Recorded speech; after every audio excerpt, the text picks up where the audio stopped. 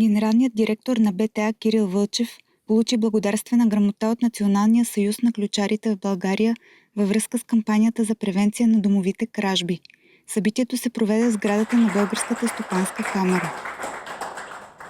Подкрепата на Българската телеграфна агенция като национална информационна агенция на България за тази кампания за превенция на домовите кражби на Националния съюз на ключарите в България е още един от примерите за това, че БТА е платформа за посланията на различни обществени групи в България.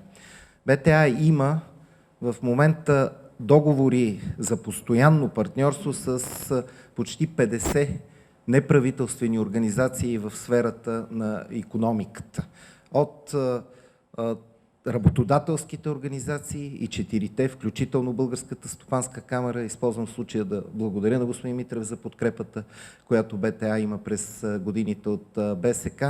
Премине се през двустранни камари и редица браншови организации, като тази на ключарите. Но аз искам да кажа и нещо друго важно,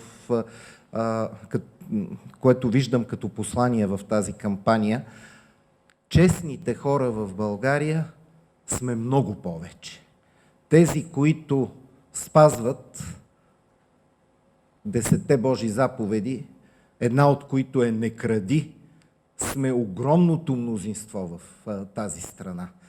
Това е хубаво да се каже и точно в дни като сегашния рождественски пост. И наистина трябва да бъдем обединени, трябва да се подкрепяме. Една от важните форми на подкрепата е да имаме информация. Това, което е целта с тази кампания на Националния съюз на ключарите, за да бъдат информирани честните хора как да се предпазват от онези, които са изкушени от дявола да нарушават Божиите заповеди и да крадат, например.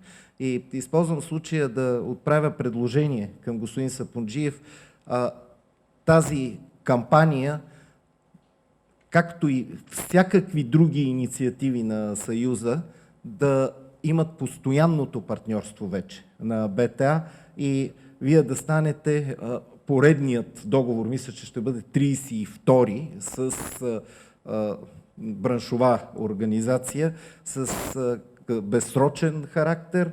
Тези договори имат смисъла на уреждането на авторски права, когато ни се предоставят материали с такива права, като снимки, видео и партньорства на различни събития. Още веднъж благодаря за това признание за Българската телеграфна агенция. Много благодаря. Много да благодаря на господин Вълчев. Приемам това предложение. Занаятът на ключарите се развива и продължава да опазва имуществото на българските граждани, каза председателят на управителния съвет на Българската стопанска камара Добри Митрев.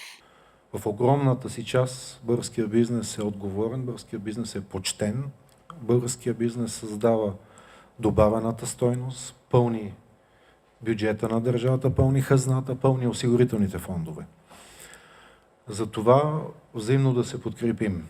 И всъщност резултатите от една такава кампания показват, че когато бизнес и държавата сме партньори, когато си подадем ръка, когато мислим в една посока, а именно благоденствието на българския народ, успехи ще имаме. Когато сме разединени, когато държавата от нейната висота смята, че